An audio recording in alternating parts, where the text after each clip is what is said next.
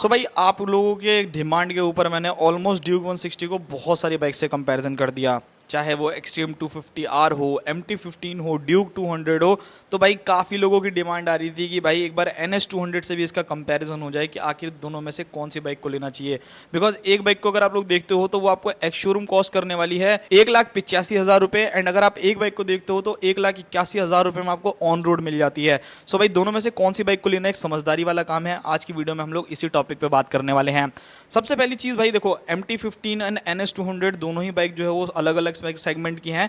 Categories एक ही है, naked categories या नेकेड सीरीज की आप लोग बाइक कह सकते हो, बट यहाँ पर डिफरेंस जो है वो बहुत ज़्यादा निकल करके आ जाता है। एक तरफ आपको बजाज देखने को मिल रही है, इंडियन ब्रांड, एक तरफ है ऑस्ट्रियन ब्रांड, तो वो एक चीज़ है। बाकी यहाँ पर अगर मैं दोनों ही बाइक के डिफरेंस के बारे में बात करता हूँ कि दोनों में आपको क्या क्या चीज़ों का डिफरेंस देखने को मिलता है, सो उन सारी चीज़ों के बारे में बात करते हैं। KTM हो या बजाज हो, भाई ये दोनों ही बाइक्स ना, KTM की ड्यूक सेकंड जनरेशन लोगों को इतनी ज़्यादा पसंद है ना कि आज भी वो डिमांड करते हैं कि भाई सेकंड जनरेशन की जो ड्यूक है हम लोगों को चाहिए 390। एंड ऊपर से अगर आप NS के बारे में देखते हो, इस बाइक को ना जाने कितने टाइम से जो है इंडियन मार्केट के अंदर लॉन्च कर दिया है, बट स्टिल आज भी इस बाइक की ना फैन फॉलोइंग बिल्कुल भी कम नहीं हुई है। बजाज ने इसके अंदर बहुत ज़्यादा तगड़े अपडेट नहीं दिए हैं, छोटे मोटे कॉस्मेटिक अपडेट दिए थे, थोड़े बहुत ग्राफिक्स अच्छे कर दिए थे, बट उसके बावजूद भी स्टिल आज की डेट में भी ये बाइक जो है अच्छी खासी सेल्स फिगर जो है वो लेकर के आती है। सो दोनों में से देखो भाई, सबसे पहली चीज़ मैं यहाँ पर यही बोलूंगा, लुक्स एंड डिजाइन आप लोग देख सकते हो सकता है कि लोगों को KTM की ड्यूक ज़्यादा पसंद हो एंड NS 200, बट अगर आप दोनों में से मेरे को पूछोगे ना कि मुझे कौन सी बाइक पसंद है, पर्सनली बता रहा हूँ, नेकेड वुल्फ जो है ना भाई वो एकदम जबरदस्त लगती है। चाहे कुछ भी आप लोग कहो,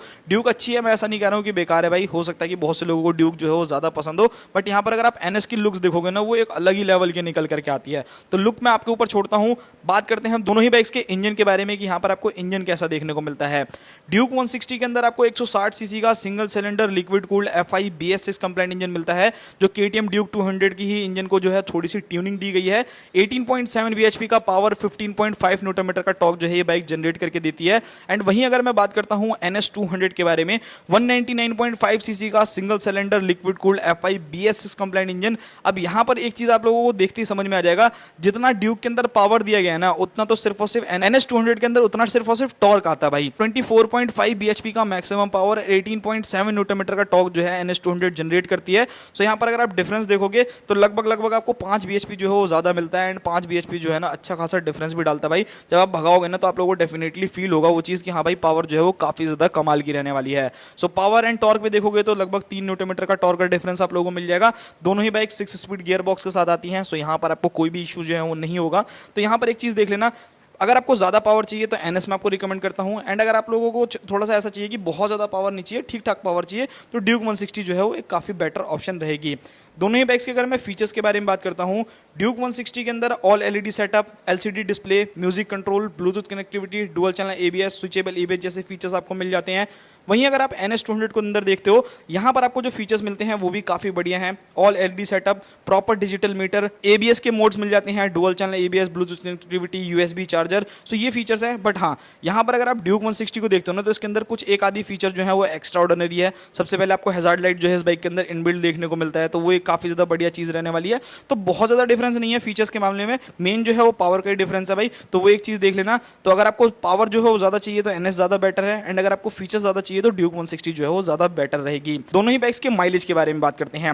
NS 200 के अंदर आपको 12 लीटर का फ्यूल टैंक मिलता है, एंड जो ये इसकी जो नई वाली सीरीज आई है ना भाई, जो अभी लेटेस्ट चल रही है, वो आपको आराम से 35 प्लस की एवरेज दे देगी। डिपेंड करता है कि आप इस बाइक को कैसे चलाते हो। अगर आप हाई परफॉर्मेंस में चला रहे हो तो आपको 30 तक का एवरेज दे देगी, एंड अगर आप इसको नॉर्मली चला रहे हो तो 30, 35, 38 तक का भी एवरेज जो है निकाल के दे देती है। तो इस चीज में जो है मुझे काफी बढ़िया लगी NS 200, जो मैंने ओनर से सुनी है। बाकी ड्यूक 160 के बारे में बात करूं तो ये भी आप लोगों को लगभग 35 से 38 तक का एवरेज जो है वो निकाल के दे देगी। सो यहाँ पर आपको ऐसा कुछ खास डिफरेंस नहीं मिलेगा। फ्यूल टैंक जो है वो डेफिनेटली ड्यूक का जो है वो 2 लीटर छोटा है, तो हो सकता है कि आपको बार बार रिफिलिंग जो है वो करानी पड़े, तो वो एक चीज देख लीजिएगा। बात करते हैं दोनों ही बाइक्स की हीटिंग एंड वाइब्रेशन इश्यू के बारे में। सो यहाँ पर अगर आप हीटिंग देखोगे NS 200 के अंदर तो आपको मिनिमल में देखने को मिलती है, बहुत ज्यादा हीटिंग इशू नहीं है। थोड़ा बहुत हो सकता है कि ट्रैफिक में अगर आप लोग लेकर के चल रहे हो या बिल्कुल जाम में चल रहे हो, सो वहां पर हो सकता है कि आपको थोड़ा बहुत जो है वो फील होने वाला हो हीटिंग इशू।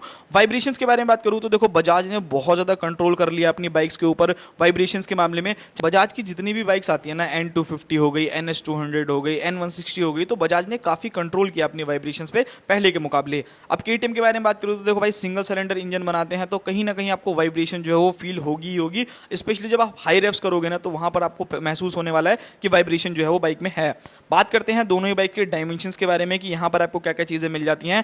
सो ड्यूक 160 जो है वो आपको 147 kg के अराउंड वेट करेगी, NS200 आपको 158 kg के अराउंड वेट करेगी, तो लगभग 11 किलो का जो है वो डिफरेंस मिल जाता है।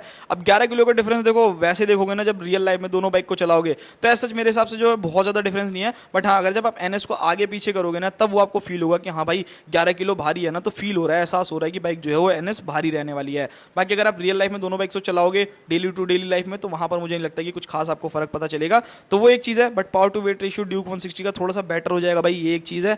बाकी दोनों ही बाइक की अगर मैं सीट हाइट के बारे में बात करूँ, 805 mm जो है वो NS के अंदर आपको सीट हाइट मिलती है, 168 mm जो है वो ग्राउंड क्लियरेंस है।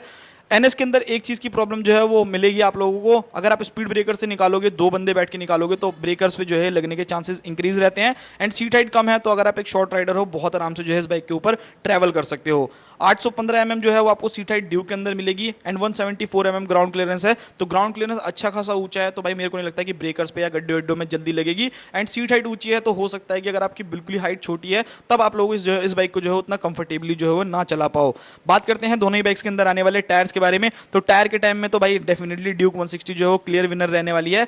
NS के अंदर आपको 180 17 के फ्रंट टायर, 130 70 17 से आपको रियर टायर मिलते हैं, जो कि नॉन रेडियल टायर आते हैं जहां तक मेरे को मालूम है यूरो ग्रिप के। तो यहाँ पर जो है एक कहीं ना कहीं शिकायत जो है वो जितने भी कस्टमर्स हैं ना NS के, उनको रहती है कि यार इसके अंदर बड़े टायर क्यों नहीं देती कंपनी, तो भाई ये एक चीज़ जो है वो कॉम्प्रोमाइज़ करनी पड़ेगी आपको, जो ड्यूक 160 में नहीं करनी पड़ेगी। यहाँ पर आपको 110 70 17 के फ्रंट टायर, 140 70 R17 के रियर टायर मिलेंगे। तो एक सेक्शन जो है वो आपको दोनों ही टायर देखने को बड़े मिलने वाले हैं, चाहे वो फ्रंट के हो चाहे वो रियर के हो, एंड इवन आपको रियर वाला जो टायर है वो रेडियल भी मिल जाता है। तो यहाँ पर ग्रिप के मामले में ड्यूक 160 विनर होती है। ब्रेकिंग सिस्टम के बारे में बात करूं तो यहां पे भी KTM का जो है वो भाई कोई जवाब नहीं है।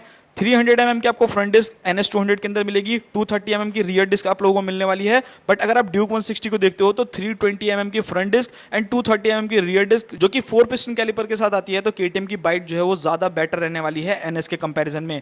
और ऑब्वियसली आपको पता होगा कि ग्रामिका के ब्रेक पैड्स यूज करते हैं यहाँ पर, बट यहाँ पर अगर आप ड्यूक को देखोगे तो वो बाइबर की ब्रेक सिस्टम को यूज करते हैं। सो भाई आप लोगों को दोनों में डिफरेंस पता चल जाएगा। मैं ऐसा नहीं कह रहा हूँ कि NS की ब्रेकिंग बेकार है, अच्छी है, बट यहाँ पर 4 पिस्टन कैलिपर है, तो बाइट जो है वो थोड़ी और ज्यादा बेटर जो है ड्यूक 160 की मिलती है। दोनों ही बाइक्स की अगर मैं बात करता हूं भाई सर्विस कॉस्ट के बारे में, तो ये एक इंपॉर्टेंट फैक्टर है। KTM को अगर आप लोग ओन करते हो तो भाई यहां पर आपको स्टार्टिंग में भी पैसा ज्यादा खर्चा करना पड़ेगा, एंड सर्विस कराने जाओगे तो वहां पे भी आपको पैसे जो है वो एक्स्ट्रा देने पड़ेंगे, जो आपको NS के साथ नहीं करना पड़ेगा।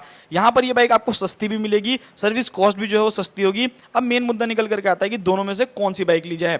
यहाँ पर अगर NS200 में उन लोगों को रिकमेंड करूंगा जिन लोगों को अपने साथ जो है राइडर पिलियन दोनों ज्यादा चलना होता है, आप लोगों को थोड़ा पावर जो है वो ज्यादा चाहिए, आप लोगों को कम प्राइसिंग में चाहिए, सर्विस कॉस्ट जो है वो कम चाहिए, तो NS एक बेटर ऑप्शन रहने वाली है। ड्यूक 160 उन लोगों के लिए जिन्होंने स्टार्टिंग करी है बाइकिंग कम्युनिटी में, थोड़ा बहुत एक्सप्लोर करना चाहते हो कि KTM की बाइक जो है वो कैसी रहती है, कैसे खर्चा आता है, अगर आपको इनकी 390 जैसी बाइक्स को ओन करना है, सो उस कंडीशन में आप ड्यूक 160 को भी जो है ले सकते हो। बाकी अगर प्राइस डिफरेंस देखोगे तो भाई यहाँ पर तो क्लियर विनर जो है वो NS रहने वाली है। 1,85,000 रुपए में ड्यूक आप लोगों को एक शोरूम कॉस्ट करती है, और वहीं NS200 जो है वो आप लोगों को 1,81,000 रुपए में ऑन रोड मिल जाती है, तो 4,000 रुपए का डिफरेंस है। सो भाई ये जो है ना थोड़ा सा कॉम्प्लिकेटेड हो जाएगा, आप लोग देख लेना। यहाँ पर समझना जो है बहुत आसान है भाई, कि आप लोगों को एक बाइक जो है वो 1,80,000 रुपए में मिल जा रही है ऑन रोड, वो भी 200 सीसी की, एंड एक 160 सीसी की बाइक है जो कि आप लोगों को 1,85,000 रुपए कॉस्ट कर रही है, वो भी एक्स शोरूम। तो ये था पूरा वीडियो, मिलते हैं किसी और नेक्स्ट वीडियो में। बाकी अगर आपको और किसी टॉपिक पे वीडियो चाहिए, कंपैरिजन वीडियो देखना चाहते हो तो कमेंट कर दो, मिलते हैं किसी और नेक्स्ट वीडियो में।